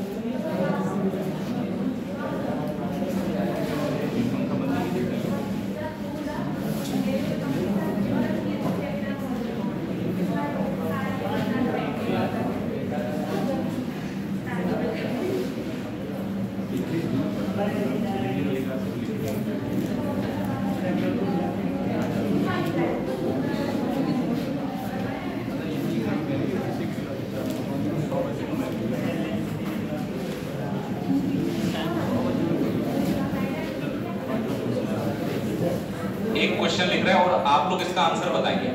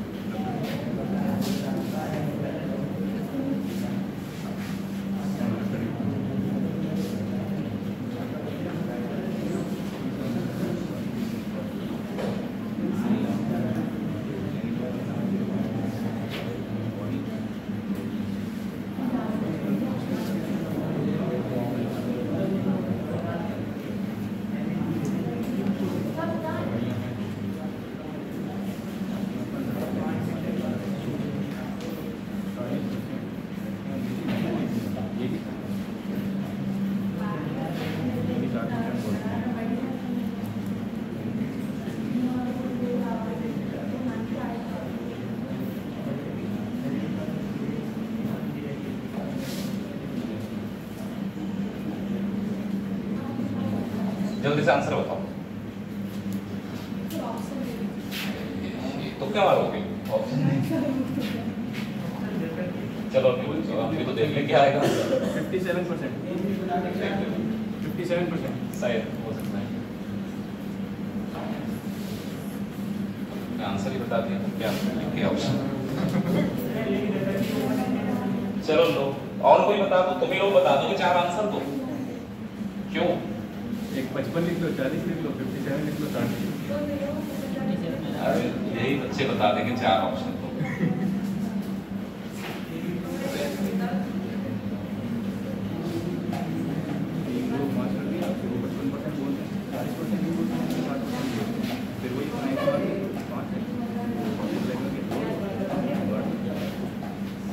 अभी क्या बोलते हैं, मैंने यहाँ एक सिंपलीफिकेशन का सीट डाला है, उसमें एक क्वेश्चन है ऐसा प्रीवियस ईयर का ही है। वो सवाल एक्चुअली गलत था, एग्जाम में ही गलत आया था। तो अब देखेंगे आप में से कितने बच्चे ऐसे हैं जो बताएंगे कि वो सवाल गलत है और कितने ऐसे हैं जो गलत समझ के उसका भी सही उत्तर ले आएंगे। थर्ड वाला सीपीयू में आया है, सीपीयू एसआई में आया हुआ है, वो सवाल सिंप्लीफिकेशन का ही है, वो मिसप्रिंट था, कुछ भी रहा हो, लेकिन वो सवाल गलत था पेपर। लेकिन ज्यादातर बच्चे क्या है कि अगर सवाल गलत होता है तो अपना तरीका बदल के उत्तर तो ला ही देते हैं। अब आप आंसर शीट दे रहे उसमें, तो आप देखना कुछ बच्चे कोशिश करके जुगाड़ करके ले आए उत्तर।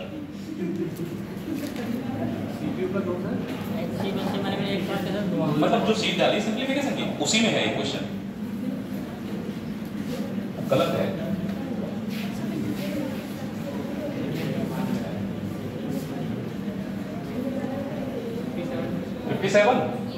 अच्छा देखो भाई, लड़के लड़कियों का अनुपात तो पता है, लड़के और लड़कियों का अनुपात क्या है?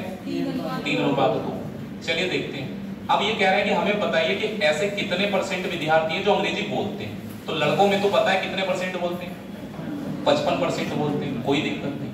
लड़कियों में 40% नहीं बोलते हैं, इस बात को ध्यान रखना, 40% नहीं बोलते। लड़कियों में 40% अंग्रेजी नहीं बोलते, तो बची कितनी? 60%। भाई अगर 40% को अंग्रेजी नहीं आती है तो बची हुई 60% को आती होगी, इसका यही मतलब है। ठीक है, तो 40% यहाँ पर नहीं वाली है, तो यहाँ पर अंग्रेजी बोलने वाली अगर आप संख्या निकालेंगे तो 100 में से 40 घटा दो, यानी कि लड़कियां जो है वो कितने परसेंट? 60%। अब देखो एक चीज बताइए, इनका टोटल 5 है और डिफरेंस भी कितना है, तो या तो छोटी वाली वैल्यू में सीधे जोड़ दो, तो अगर 55 में मैं 2 जोड़ दूं तो कितने परसेंट? 57%, 57% ऐसे स्टूडेंट होंगे जो अंग्रेजी बोलते होंगे, लड़के लड़के। या फिर आप इसमें से इसको माइनस भी कर सकते हैं। 60 में से अगर आप 3 माइनस करेंगे तब भी कितना आ जाएगा? 57%। तो ये वो लोग हैं जो अंग्रेजी बोलते हैं। कितना हो गया टाइम? 36 हो गया।